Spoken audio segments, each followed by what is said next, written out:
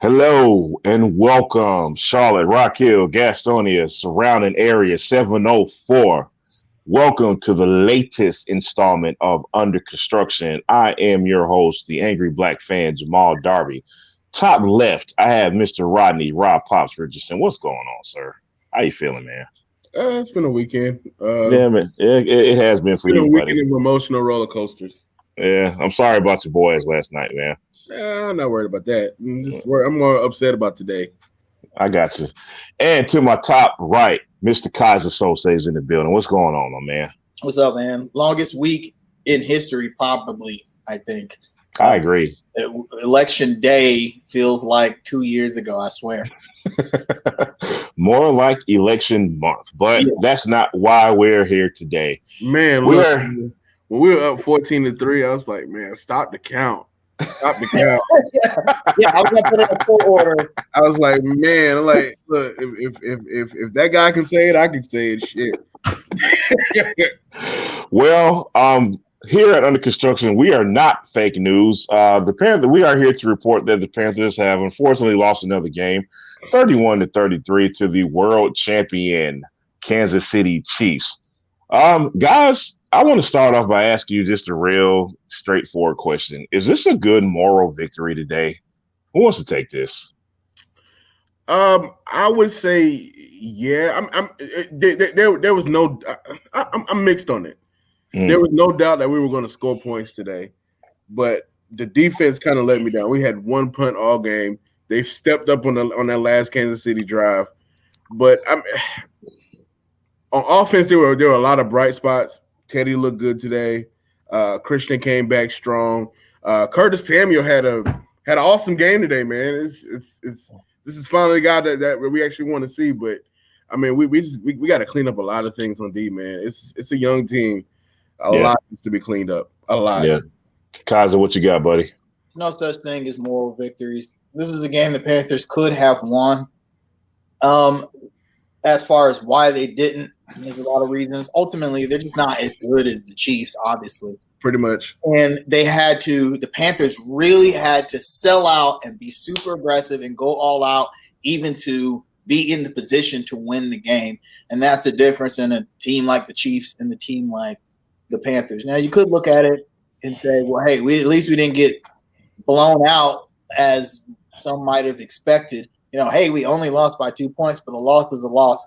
In a game like this, where they really had a chance to win this game. It's disappointing. It's really disappointing. Having said that, I still think the Panthers are probably better than a lot of people thought they would be coming into the season. And I think you can look at the season as a whole when it's all said and done as a productive season and a step in the right direction. I agree. Is it poetic that one of our missed field goals was the difference in the game, and that the other team has a guy that we probably should have kept? Yeah, it pains me to see the Panthers. Although, to be fair, at the beginning of the game, their red zone offense was pretty good. What a difference Christian McCaffrey makes. God, yeah. Well, yeah. Night and day, him being on the field, and the Panthers were able to go up 14-3. But once the Chiefs' defensive calls got settled in, we were the same old Panthers. We couldn't score in the red zone. And how ironic that the only way we could score is field goals, and then we end up missing an easy field goal and then having to depend on an NFL record-setting field goal to win the game. He had the leg. He didn't have the direction. Yeah. That was a hard kick. The wind was obviously very, very strong. I mean, I feel bad for Jeff Sly because this is going to go down on his stats, all these missed field goals. Yeah. Like, what other it's getting put in a pretty bad position, man. Yeah, like 2 of the last 3 weeks we've had to crazy kicks, breaking kicks. Yeah,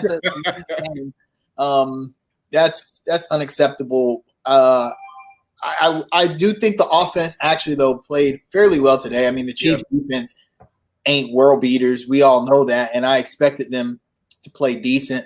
It's just that one of the commentators mentioned this consistency. The Panthers couldn't maintain any momentum offensively. They'd have a great drive, and then the very next drive, they're just back to the same old Panthers. Yeah, and specifically in the third quarter, 30 total yards in the third quarter, scoring 0 points. Kansas City scored a touchdown in the third quarter, which ultimately was the difference in the game.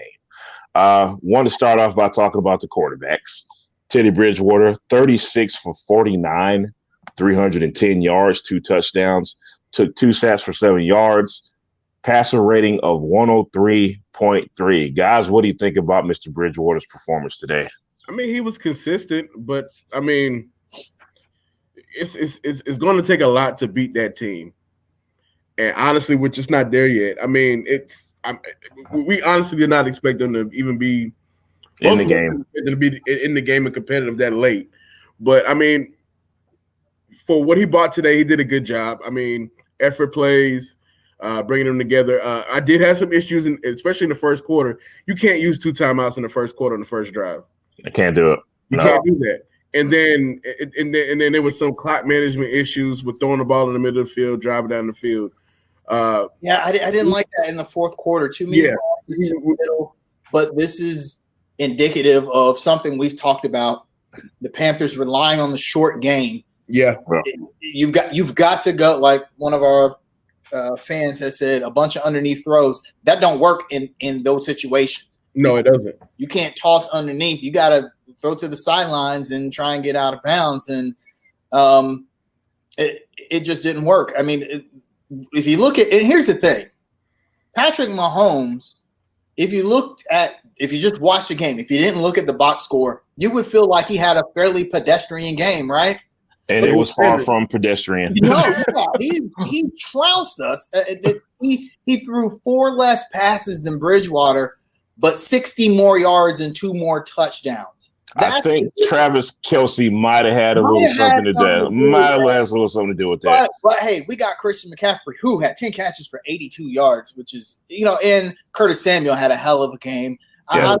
The idea that the Panthers don't have offensive weapons, I don't think we can lean on that anymore. I think they have the talent. They just have to have the play calling and execution to match it. There was a play in the first quarter where the Panthers ran a seam flat, which is, very basic route combination. Every man player knows that.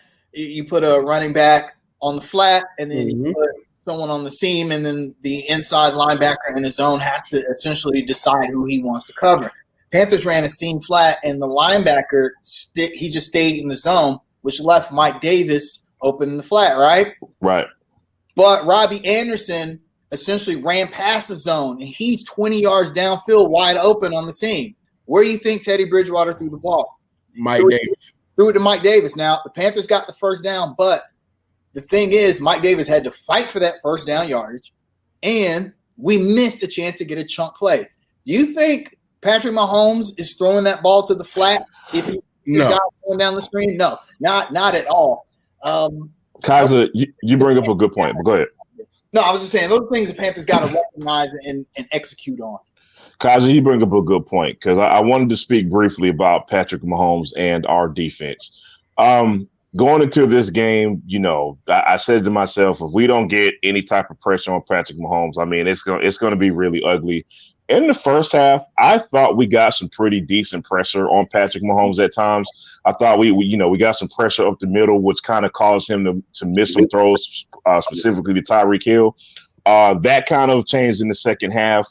And with our defense that does not play any man coverage, with our defense that doesn't bring a lot of blitzes, with our defense that's basically going to sit back. They're going to sit back and kind of, communicate amongst each other in the secondary to see who needs to be covered.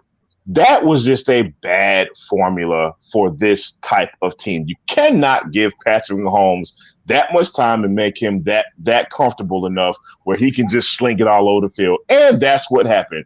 Nobody guarded Travis Kelce in the first half, all game, really. And again, it just goes back to this bend but don't break defense, man. And I don't know if we had much choice today because we can't match up with him. So yeah, I mean, why is Rasul Douglas covering?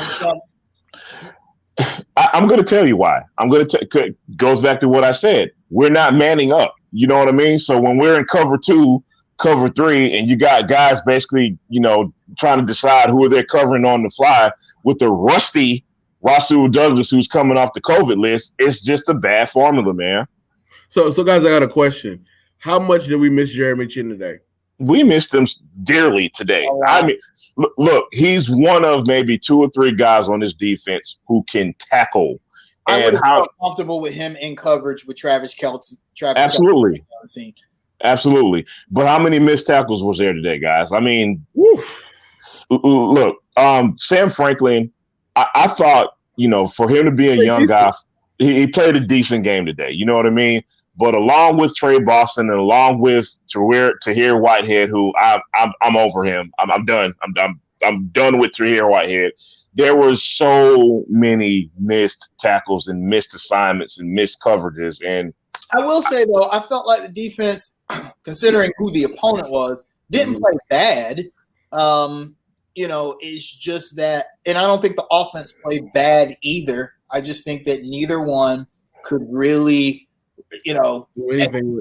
I mean, it's hard against the Kansas City Chiefs. The Panthers only allowed 30 rushing yards, which I know the Chiefs offense isn't predicated around the rush, but that's still pretty good. They were like, okay, we're not going to allow the run.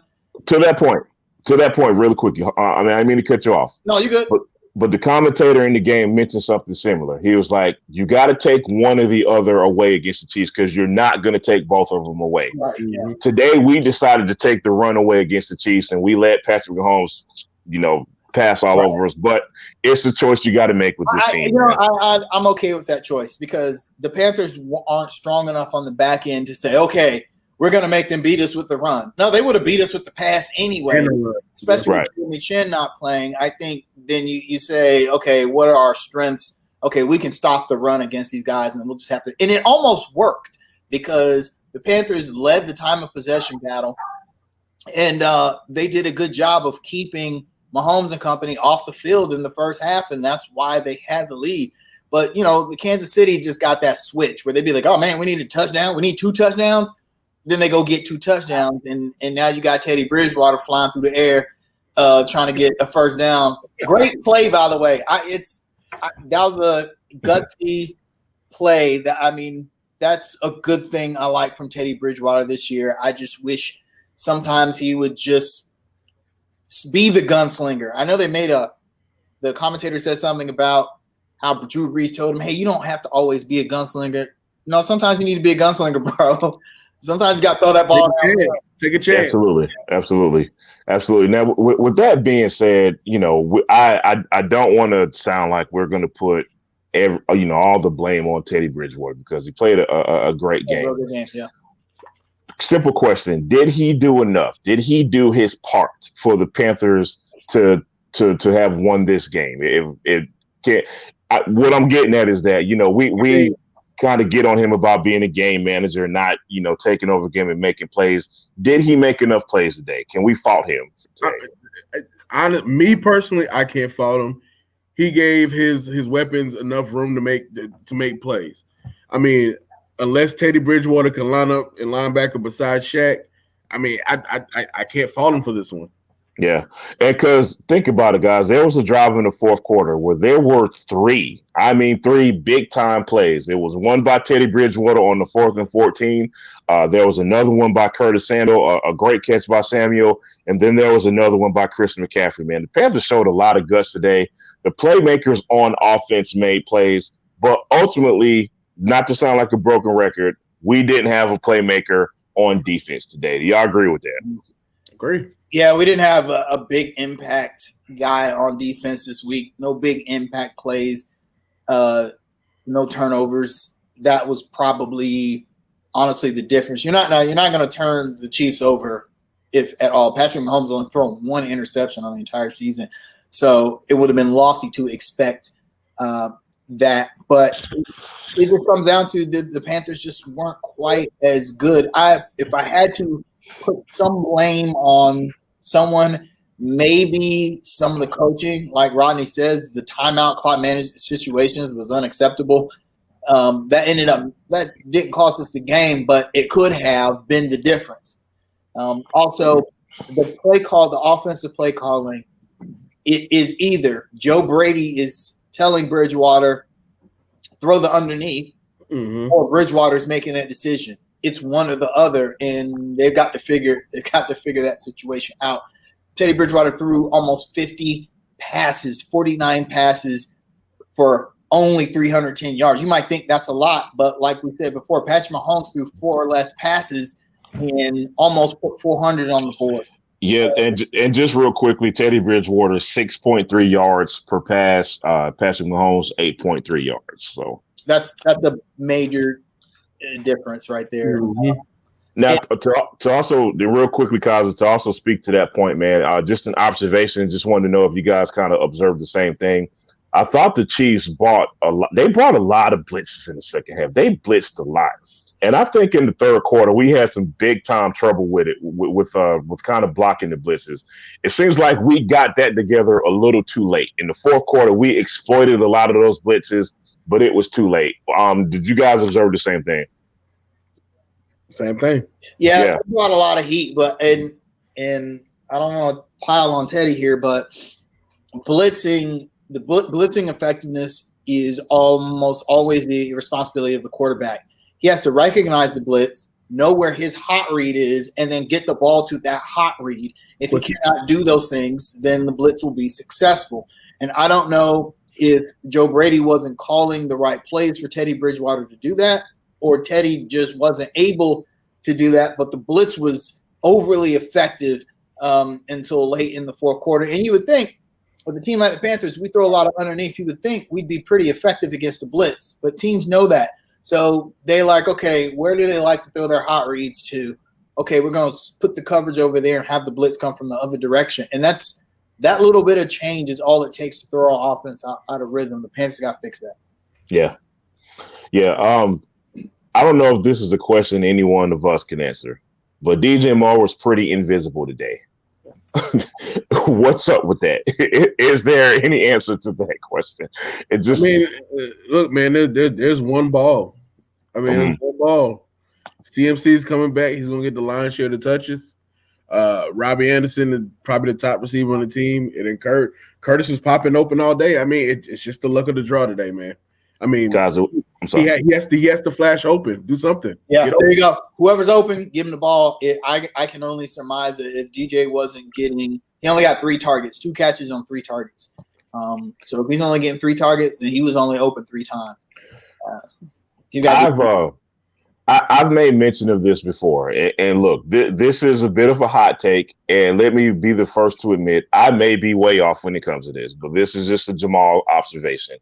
I've said on earlier shows, when DJ is not involved, I think he sulks. I think there's a bit of sulking and there's a bit of him not being totally into some of these games. I don't know if that's the case. Like I said, I may be way off with this, but I noticed a couple of weeks ago when they had DJ running jet sweeps and they were, throwing some underneath stuff to him and he got involved early, he had a better game. It was better off for the offense. I don't see this today. Didn't see it last week. So I'm just kind of noticing a pattern. Am I way off with that? He look like he got the towel over his head right now. Yeah, right. He's got to realize, though, and this is not really a knock on DJ Moore because I think he's a good wide receiver, but he's not good enough. There's only one player on the Panthers who is good enough for you to mold your game plan around week to week. Players know that the game plan is going to be much different against the Chiefs than it is the Saints or the Falcons or whoever. And they might say, okay, this week, this is going to be Robbie Anderson's week because this is the matchup we're going to explore. This week, da-da-da-da-da. But this week, we're going to run Christian McCaffrey. We're going to pass to him. That's our guy.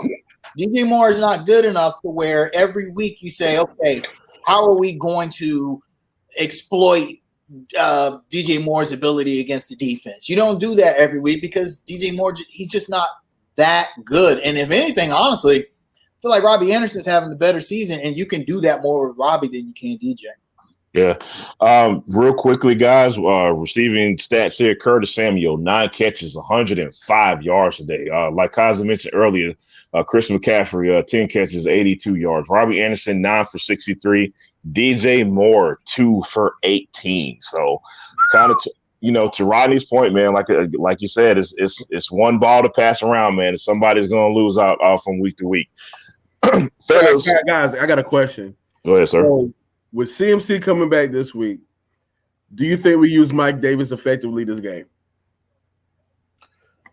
I wish I would have saw more. I do. I really wish I would have saw, just some kind of up the gut runs with Mike Davis. Clock man, us controlling the clock was a big factor for us today with keeping it close. Mike Davis would have helped in that regard. But here's the thing, Rodney and Kaza, man. When you got those two, when you got Chris McCaffrey and you got Mike Davis, you got all those weapons, in the receiving core. It's just like you got to go with the sure shots a little more. You know what I mean? You got to go with the names you trust a little more. So if I got Chris McCaffrey in the backfield and I got Mike Davis and I'm going against the world champion Chiefs, and I know every possession is critical, I'm going to go with the guy I trust a little more, man. Like you said, Rodney, there's one ball to go around. Somebody's going to lose out, man. Christian McCaffrey, 10 targets, 10 catches on 10 targets. That's the most targets anybody had besides Robbie Anderson, but that was also the most catches. Every time you throw the ball to Christian McCaffrey, he gonna catch it. And I know he's not catching it downfield, although he had a spectacular downfield catch late in the game. I mean, the dude is just that good. I would have liked to see more from Mike Davis running the ball, maybe just like as a change of pace kind of thing. He only had one rush for 3 yards. Christian McCaffrey only had 18 rushes. That's really not a lot for a starting NFL quarterback. But the Panthers had purposefully slowed the pace down and were controlling the clock. And I think they felt like we can do that better with McCaffrey. The Panthers don't run a lot of two-back sets. They just don't. And people are like, well, maybe they should, but they just don't. So if you bring Mike Davis into the game instead of Christian McCaffrey, you're kind of tipping your hand off there. Whereas with Christian McCaffrey, he might come out of the backfield for a pass or he might be running. I think they felt like they had to keep the defense honest. Now, Kaza, there was one package that the Panthers ran that resulted in I believe a Curtis Samuel touchdown, if I remember correctly, where they did at one time had Mike Davis and Chris McCaffrey on the field together, and they used Mike Davis as a blocker on the outside. And y'all remind me who scored because my memory's a little fuzzy. Samuel. But don't you? Why not run more stuff like that? Because now you may be tipping your cap a little bit, but you can also fool some people if you call the right play, if you're using those two together. You agree with that? Oh, yeah. But I think the reason the Panthers don't like those sets is because you lose a wide receiver. Yeah. In those sets, and Curtis Samuel, as we saw today, now he's a third wide receiver, but he played like a number one. So if you run those two back sets, then somebody's got to be out of the play. And do you take out DJ or Robbie or Curtis in those situations? Now, we don't use our tight ends hardly ever. Two targets to tight ends today for one catch. So he fumbled. Yeah. I think the Panthers could look for a way to incorporate Davis and McCaffrey in sets that maybe one tight end, single tight end sets, or even without tight ends, because we don't use them apparently for anything but block. Do we even use them for blocking? I don't even know. Hey, Kaza, look, this is crazy. I kind of feel like we use Mike Davis for blocking more than we do our tight ends. Yeah. Mm-hmm. In fact, there was a play late in the game. McCaffrey was on the sideline. He looked a little banged up. I think they were doing something with pads. Yeah. And they ran the Panthers had looked like they wanted to run 5 wide, but then they came out and switched to a 4 wide receiver set with Mike Davis in the backfield to block. He didn't even run a route. Right. So like you said, I think they like Mike Davis's blocking ability. And but I feel like Mike Davis I think he's versatile enough to where you could really get creative. I'll say this about Joe Brady this season. I really haven't had a huge problem with the play calling, except that I wish that is more aggressive as far as passing the ball downfield. But it's not as creative as I thought it was going to be.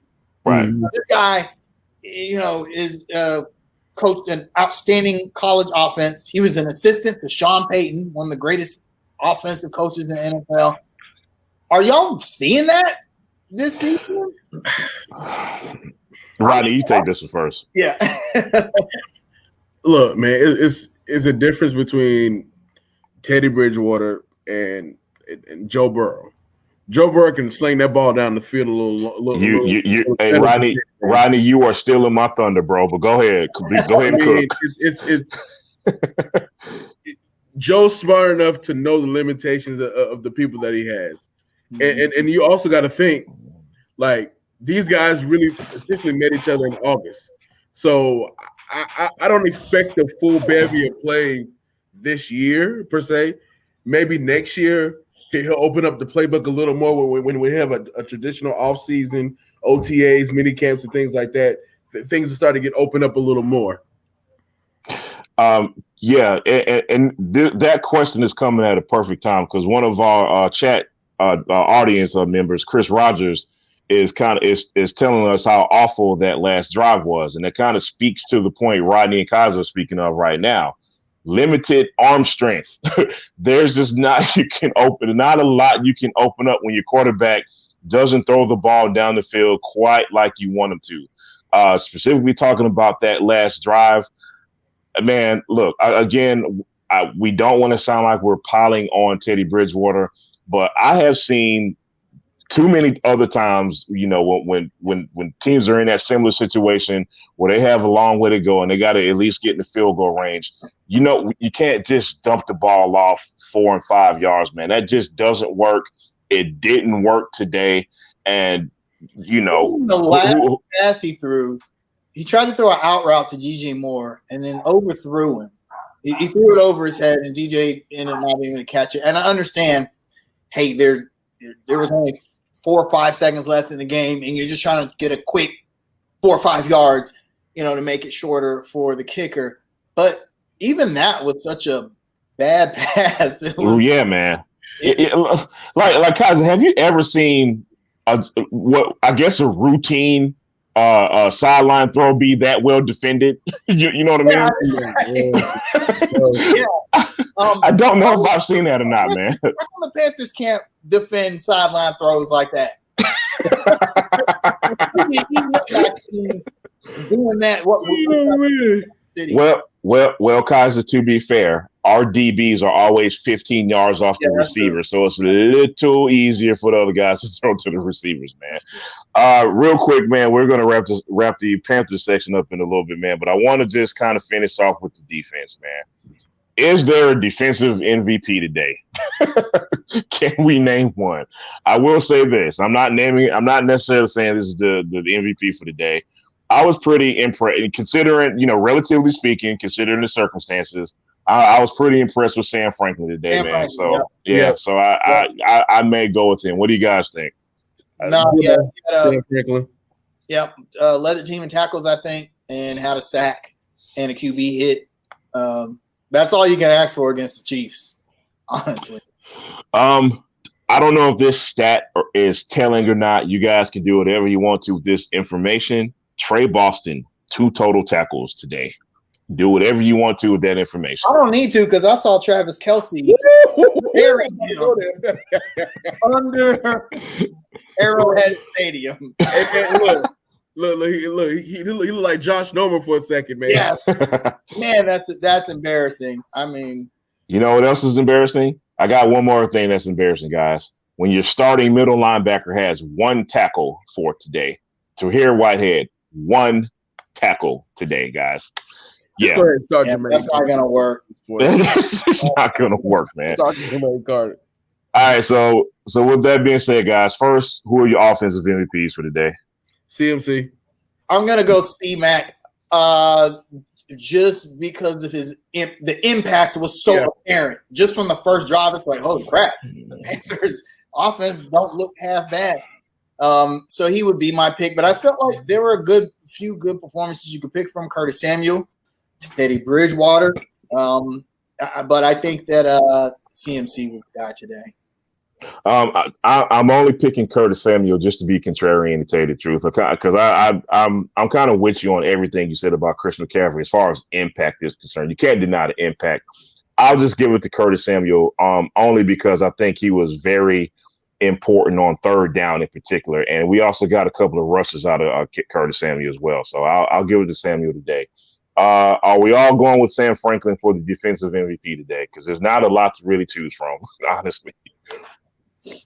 Yeah, no, I'll go with Sam Franklin. I can't think of anybody else. Too many penalties on both sides of the ball. Actually, coaches got to clear that up.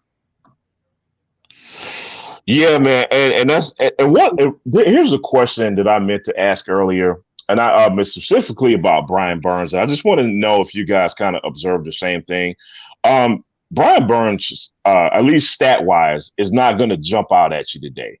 But I thought he got some pretty good pressure on Mahomes today. I thought he was in his face a lot today. Got the ball out of his hands a few times. He just couldn't quite get there because Mahomes is a little slippery. I think if there's any other quarterback, Burns would have had a much bigger day on the stat sheet. But I feel like Burns is quietly having a good season. Yeah, I mean, he's not like Jamal said. He's not going to jump off the stat sheet at you, but if it wasn't for him, the Panthers would have no pressure on QBs. And I think that he's actually taking advantage of the good job Derek Brown is doing up front as well. Derek Brown, who had 5 tackles today. So, absolutely, man. Yeah. All right, guys. Next week. We didn't pick Isaiah Simmons. Next week, guys, we have the division rivals, the Tampa Bay Buccaneers. Predictions for next week. What do you guys got? I'm going to call it a win. I'm going to say 28-24 Panthers. Would you like to tell us why? And is that a bold statement? I think we get to Brady a couple times next week. And I think this offense is rolling. And we pop up with a big turnover in the game. Look, upset special. No, I'm with Rodney. I'm with Rodney on this one. The Panthers could have won the first time we played them. That was earlier in the season, and both teams are a little different. But Tampa Bay's defense ain't exactly super world beaters. And the first time we played them, Teddy Bridgewater put up 367 yards, and DJ Moore had 120. And the Bucs had decided they were going to just sell out on Chris McCaffrey. That's not going to work this week or next week because the Panthers are used to playing without McCaffrey. They'll say, okay, you're going to sell out McCaffrey? Well, here's a little bit of Mike Davis now. The Panthers can do that. I think that might be the difference in a close game. I'm going to say 33-30 Panthers. I think we put 33 on the Bucs. All right. Since we're all being optimistic, you guys bring up some very good and interesting points. So I'm going to be optimistic along with you guys, but I'm going to add a big but to mine. No. I'm going to be optimistic with you guys. But again, there's a big but attached to mine. There's 2 actually. This is contingent on Jeremy Chinn's health. If he plays next week, I will comfortably pick us to win. But I have to admit, I am very scared of Chris Godwin for the Buccaneers. We have never, ever defended him well for some reason. I think he's back for the Bucs now. Our secondary is always a huge question mark going in every week, man. Hey, so man, that is a but. Hey man, I'm not worried about Godwin because they signed a cancer to the locker room, and it's to me it's only a matter of time before they implode. Also, looking at the Panthers' schedule, the Panthers only have 2 remaining games against teams with winning records. And that is Green Bay and the Saints. That's very interesting, I think, how the season could shake out. If they beat Tampa Bay, the Panthers have a good shot at finishing the season 8-8. Wouldn't that be something? And just real quickly to run down the teams left, we would have the Lions after the Buccaneers, Lions, Vikings, Broncos, Packers, the team formerly known as the Redskins, and the Saints. That is the remaining schedule for the Panthers. Look, hot take, all of them are potentially winnable games. They are winnable games. And look, I don't know if you guys saw this graphic or not during the game, but they showed all the quarterbacks we have played this season. And I believe it was the last 7 games. I'm sorry. And, all 7 of those quarterbacks were MVPs in some sort. It was Nick Foles, Matt Ryan, Drew Brees, Tom Brady. I'm forgetting somebody, man, but you get the picture.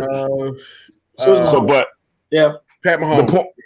Pat Mahomes. The point is, it gets considerably easier down the road. So we'll see how it shakes out, man.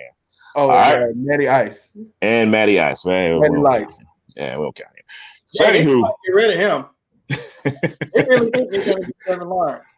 I gotta hear what Danny thinks about that. Can we please not set up that scenario? I don't want to see that. Guess what Danny said? That Matt Ryan's the first ballot Hall of Famer. So let's move on. Let's move on. That is a perfect time to move on to our next segment, which is some NBA talk. Yeah. The NBA is officially back, fellas. They have agreed to a 72-game season, which will begin on December 22nd. Who's excited, guys? What are you most looking forward to? Rodney, what you got, man?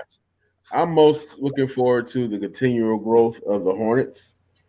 I'm really excited to see who they pick on in this draft. I'm thinking this whole James Wiseman thing is a smokescreen. I'm 100% with you. And I think Mitch has a trick up his sleeve, and then 24 hours to 48 hours later, free agency is around the corner, and I'm interested to see how he's going to support the team that he's building. So I'm just excited for the continual growth of the Hornets. Kaz, what you got? Same here. We talked about this on the midweek show, and for those of y'all that didn't watch the midweek show, go back and watch it. Watch it. But, absolutely, good stuff. We talked about it on the midweek show. I just feel like Anthony Edwards has got to be the pick, and now with some talks about Minnesota wanting to deal the pick and the Hornets wanting to move up to the first pick, I think if the Hornets are making that kind of move, based on what we've heard about Anthony Edwards, I think that's the guy. And even more important than that, if you can believe this, the Hornets, people don't realize this because of the way the season ended and everything that happened with the pandemic and then the bubble. The Hornets had a little bit of momentum built up. Yep. After the All-Star break. There was a change in the team. Miles, PJ, and Devontae went to the Rising Stars Challenge and showed out, and they came back and they played a little bit better. We started to see some consistency and just overall better play. The Martin twins were looking good. I think JB started to feel comfortable in his rotations, and then a global virus came and shut everything down. I want to see if the Hornets can pick up where they left off. Yeah, absolutely. They can start to that momentum they had. Can they come out of the gate with that? And how does that look with a young potential star, whether it's Wiseman, Edwards, or LaMelo?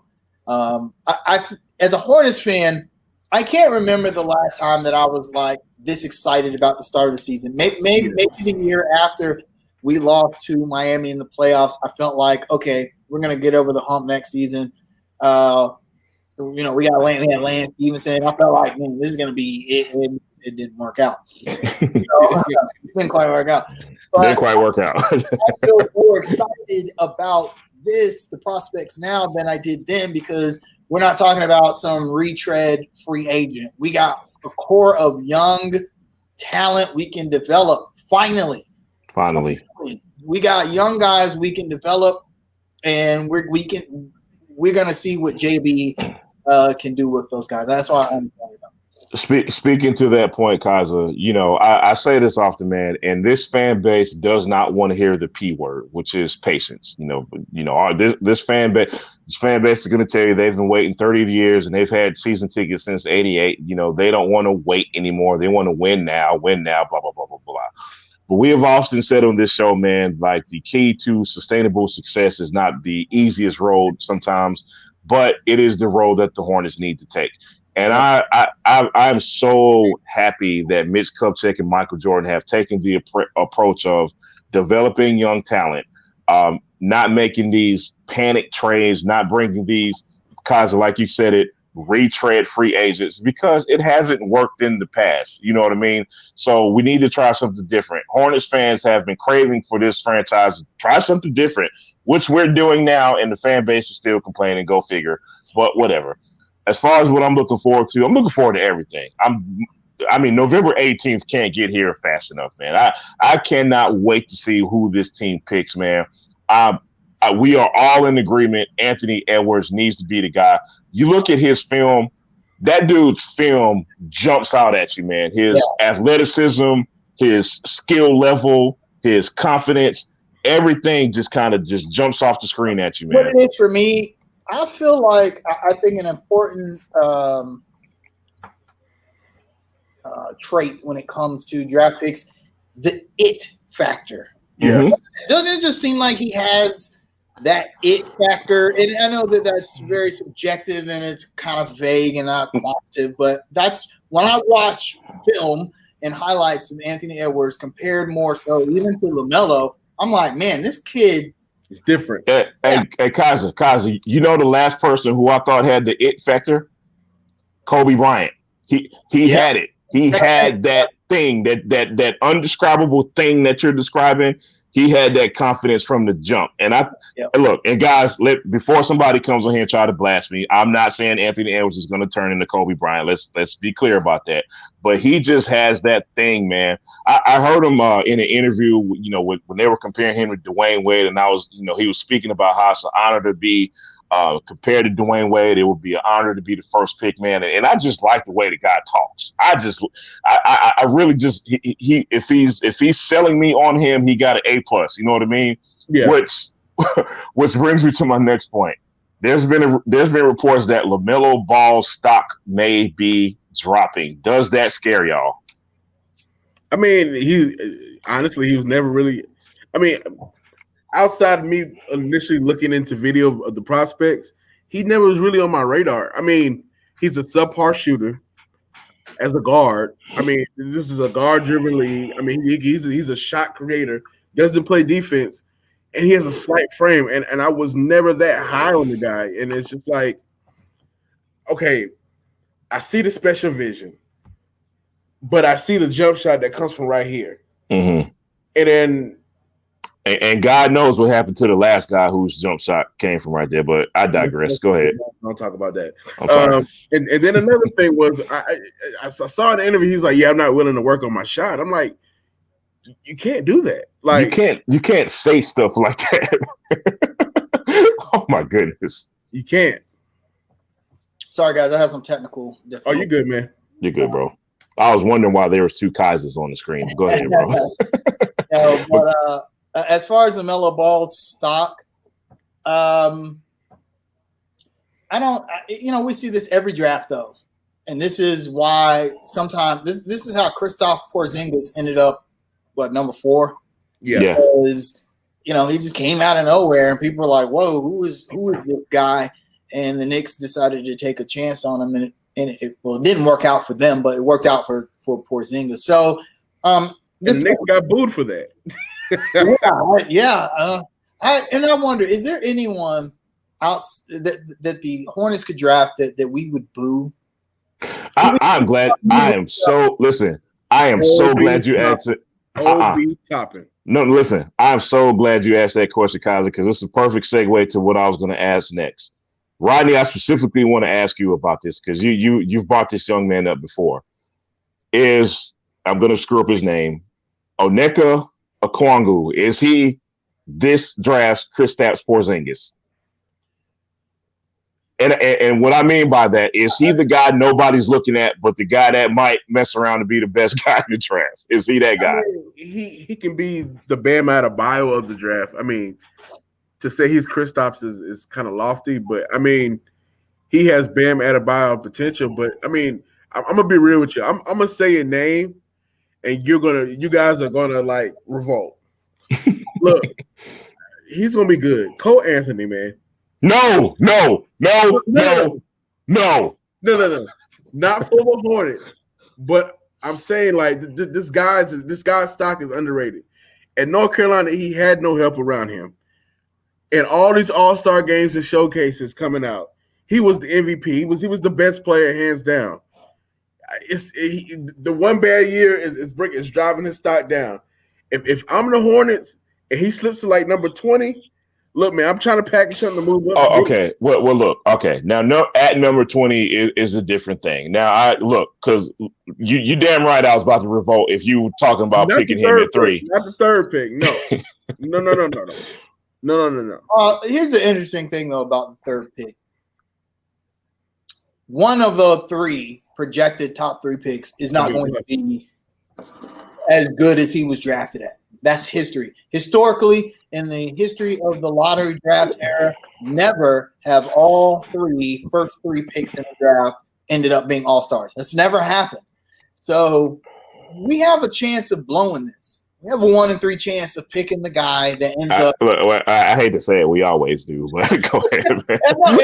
And I'm not, as a Hornets fan, I'm thinking we're going to be that one. No matter whoever we pick is going to be the guy that's not that good.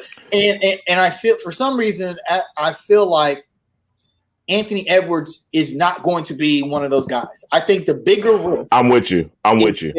Is with Wiseman and Ball, mainly because you look at Ball's got great potential and skill set, but his shooting is kind of iffy. He does have some pro experience, and that helps. Whereas Wiseman looks very skilled and athletic for someone his size, but doesn't have any real experience against real hoopers.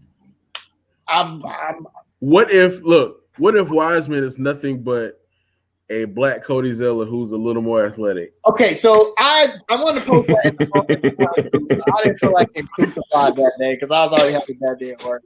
So people forget how highly touted Cody Zeller was coming out of college. That was not seen as a bad pick at the time. Listen. Cody Zeller was a Player of the Year candidate when he was at Indiana his last year. So, and we're talking about a guy who had college experience. James Wiseman doesn't even have that. Now, just from my eye test, Wiseman, people look at Wiseman like, man, he can handle the ball well. He can shoot some. He has all the skills you want from an NBA big man. He's a little undersized as far as bulk, in my opinion, to play the 5 in the NBA. But I can see why people are high on James Wiseman. But to me, there's always that, well, he didn't really play college ball, like at all. And people are like, Kyrie played 8 games. There's a difference in 8 games in the ACC. And versus 2 against Central Carolina Tech. Yeah.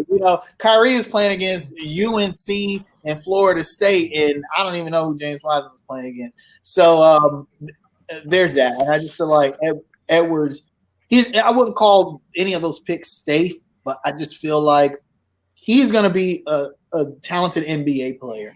So Rodney, you've already basically answered this question. So, Kyle, I want to ask you this: who's the pick that if the Hornets pick, the fans are just going to burn the arena down? Who's that pick? Like I said in the midweek show, there's only 3 guys you could pick that's not going to get a boo. That's Wiseman, Ball, or Edwards.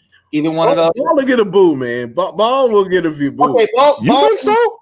Yes. Ball will get some boos. I could see that. I could see some Hornets fans. First of all, I don't think Anthony Edwards gets booed at all. I think there are some fans who wouldn't make that pick, but they wouldn't boo that pick. I think there are a lot of fans that don't know enough about Anthony Edwards. Right, because Georgia's not necessarily a basketball school. You know what I mean? They're not on national TV all the time. So I feel like those are the schools that that end up a lot of times having, like, take for instance Kevin Durant. Yeah, Texas. Right. Is Texas like some kind of collegiate basketball powerhouse? Not at all, man. It was not, but it was like, man, look at that dude from Texas. He's going to be really good in the NBA. I feel that way about Anthony Edwards. So. I do too. Real quick, I had a question in the comments. Do we want the number 3 pick to be a day 1 starter? Why not? Let me answer this first, Rodney. Why not? PJ Washington was, and that turned out pretty damn good. This team, not to be Captain Obvious, you look for the best talent to upgrade the talent on this team. So if they have the talent to start on this team day one, you're damn right we want them to start day one. And look, we're not expected to do much next season. If we make the playoffs, that's just, that'll just be icing on the cake, man. You know what I mean? So I say that to say we don't have anything to lose by starting a young guy. So absolutely, yeah. And I'm sorry to cut you off, Roddy. You were saying something. I mean, look, man. Look, if I'm picking in the top 3 in any draft, and we're not title contenders, ideally, I want you to be a day one starter. Absolutely, you should be a day one starter. Yeah. I mean, normally, if you're picking top 3, you're picking someone that is gonna be a franchise guy. Yeah, now I think this draft is weak enough. It's hard to say if any of the projected top 5 picks are franchise guys. Right. But I think, like Ronnie said, if I pick you number 3, you're going to get a shot starting. Now guys, this begs an interesting question because as I mentioned a couple of weeks ago, Mitch Kupchak has alluded to the fact that he is not really concerned with roster composition, meaning that he doesn't care if we have too many of one position. With that being said, guys, if Edwards is indeed the guy, what happens to our backcourt? Who starts? Who sits? Who gets traded? What you got? How do you guys feel about that? Look, man, I love Terry Rozier. He was decent when he was here. Look, you have to move Terry at this point. Devontae is a better passer, a better shooter, younger. I'm about a year or two younger. A better contract. And he's more cost controlled at this point. So, I mean, Terry can get you a mid-first round pick. He can get you another salary dump person. But, I mean, if we pick Edwards, I mean, Terry has to go. I mean, Terry will understand. I agree. And I think this is not a knock on Terry Rozier. If anything, it's a compliment to him. He has played his way possibly into a better position than to be the second fiddle guard on the Charlotte Hornets. There are a lot of teams out there that are going to look at Terry Rozier and what he was able to do in Charlotte and say, you know what, I think we can use that guy. Teams already know what he did in the playoffs, leading Boston to the ECF a few years ago when Kyrie went down. Teams don't forget that kind of stuff. Terry Rozier is a capable player. But having said that, yeah, if you draft Edwards, you would want him at the 2. You slide Graham over to the point, and all your problems are solved. And it would not surprise me if Rozier was part of some kind of draft day trade in order to ensure that we get the pick that we want. That way it makes it just so much easier. Imagine you trade Rozier and the number 3 to Minnesota for the number 1 and, some money or, one of their guys sitting way down the end of the bench. I could see something like that happening. So, I don't want us to repeat a lot of the things we said on the midweek show because we actually want people to watch it. With that being said, though, I want to ask the question, man. Who is the X factor on this team coming this season? Like, who is the guy that you look at, you say, I want to see some marked improvement out of this guy because he is important to whether or not the Hornets win or lose? Is there a guy on this roster like that? And if so, who is he? Go watch the midweek show. I think it's Miles Bridges. If Miles Bridges has a good season, the Hornets are going to be a good team, or at least a playoff team. If Miles Bridges has a season not like his last season was bad, but it wasn't like a huge up and down. Right. Mm-hmm. If he has another inconsistent season, I think the Hornets will struggle. PJ, it'll only be his second season, and we'd like to see a big jump from him. But I think when Miles it's more important, and mainly because fans are just not sold on Miles Bridges, which is kind of disappointing considering he's kind of flashy, he's athletic, he can dunk, he can shoot 3, he can do a lot of things. But fans are not big on him because a lot of people were upset that we traded Shai Gilgeous-Alexander. And didn't draft Michael Porter Jr. Don't forget that part. Yeah, exactly. Those are two things. We traded Shai. We didn't draft Bol either. Yeah, we traded Shai, who ended up being a really important piece in Oklahoma City. And then we didn't draft Michael Porter Jr., who that's a whole nother So that's a whole nother conversation. Yeah. Absolutely. Yeah. So Miles Bridges always comes under a lot of scrutiny from our fans. I think this is kind of a make or break season for him. We've got to see just consistency. I'm not even saying he's got to put up all-star numbers, but if you get like 15 and 5 from him, that's a win. That's a win. That's a win. And so that's my pick. Totally agree, man. I'm gonna bite. I'm gonna say Devontae. He has to prove that last year wasn't a fluke. He has to improve on his shooting numbers. Impressive from three, but inside that arc, I mean, there's a lot to be desired. He has to finish better at the rack. I mean, in order to secure that long-term deal, you have to prove that you're worth that long-term deal. I mean, there have been plenty of flukes in the NBA. You need to show us this year that you are the point guard of the future. I'm gonna speak real quickly, man, and I'm gonna make this real quick. I'm also in agreement with you, Rodney. I think it's also Devontae Graham for this one reason. When he went, when he slumped last year, the Hornets slumped. It's that simple. It's kind of like we come and go with Devontae Graham. When he plays well, this team wins. When he does it, we don't. That's my simple and plain explanation behind that one, man. We don't have a lot of time, man. I want to ask y'all a real quick question. Non-Hornet stuff. What is an interesting storyline going into the NBA season? What are you looking forward to in that regards? I'm looking forward to what the Warriors do with the second pick and how they come back this year. Absolutely. The West is going to be a 3-team bloodbath to the end. Yeah, I think the Warriors are probably can they be the Warriors that they were throughout this entire decade?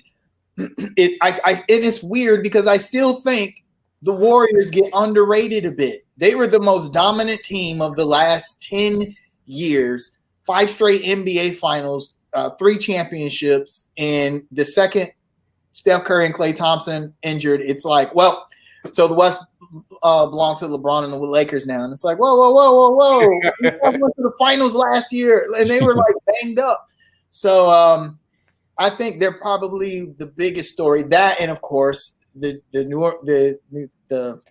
Brooklyn Nets experiment is going to be very interesting. And I think very good or very bad. Absolutely. The strongest we've seen the East in a long, long time. Yeah. I think the Hornets, we sneak into the playoffs because I think the very bottom of the East, you got your Orlandos, you got Atlanta's, Indiana's, the Bulls, the Knicks.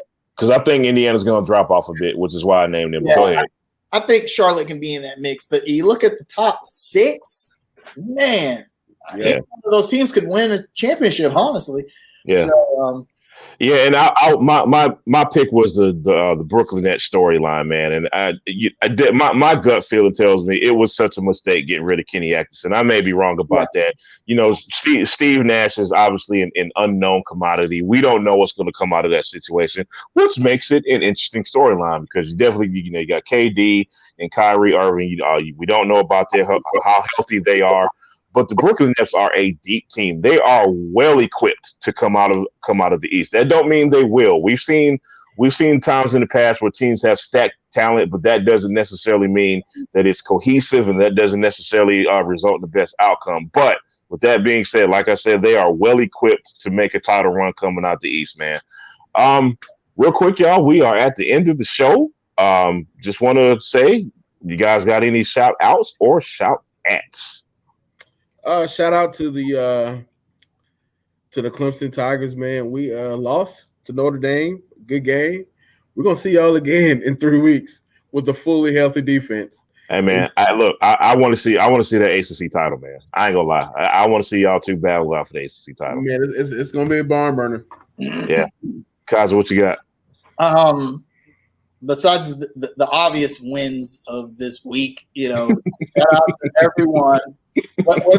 Regardless of what you think about voting or our democracy, Black people save the country again. So shout out to all the people that did the work to get people, more Americans voted in this election than anyone in history. I think that says a lot. People are dancing in the streets like when they killed Saddam Hussein. It's crazy, man. It's crazy. So shout out to those people. Also, rest in peace to Alex Trebek. Man, I mean, right, man. Whenever you lose someone iconic like that, it's very sad. And Jeopardy will not be the same. It's gonna feel weird watching Jeopardy and having somebody else hosting the shows. Look, if they decide to replace Alex Trebek, there is only one logical choice, man. To me, that's Ken Jennings. That's it. Because other than that, you can't replace that dude, man. I don't really have a shout out or shout at, more like a parting shot. And my parting shot goes out to the people of the United States. I've said this before, man. There are a lot of naysayers when it comes to voting. I understand the sentiment. I don't agree with it, but I understand the sentiment. My counter argument with that is we have seen that the people have a lot more power than we think sometimes. Like a chat member just said, shout out to Stacey Abrams, who, and she'll even say this herself. She didn't do it by herself, but she damn sure led the charge in turning Georgia into a quote unquote blue state. So again, people, you have a lot more power than you think. My last parting shot is this. People are celebrating. Don't want to get into the reasons why they're celebrating. I don't want that discussion today. But people are obviously celebrating and happy about change. I just want to remind everyone that if you are about change, if you are about any type of revolution, if you are about progress, just know that the real work for all of us starts after the inauguration. That's my parting shot. Oh, and then finally, man, look, man, we're at 104 murders in Charlotte this year. Stop the killing, stop the violence. It's not worth it. These young men are killing each other, killing themselves. It's totally not worth it, man. One of the last ones includes a 16-year-old boy who was murdered last night, man. So, Charlotte, y'all got to do better, man. Society, we got to do better. But don't want to end it on a sad note, man. Thanks to all of our listeners and watchers and guys in the chat room. Chris, shout out to you. Shout out to everyone else in the chat room, man. We will see y'all next week. Peace and love. Peace out, y'all. Macho man. Oh, Lord. Bye, man. All right.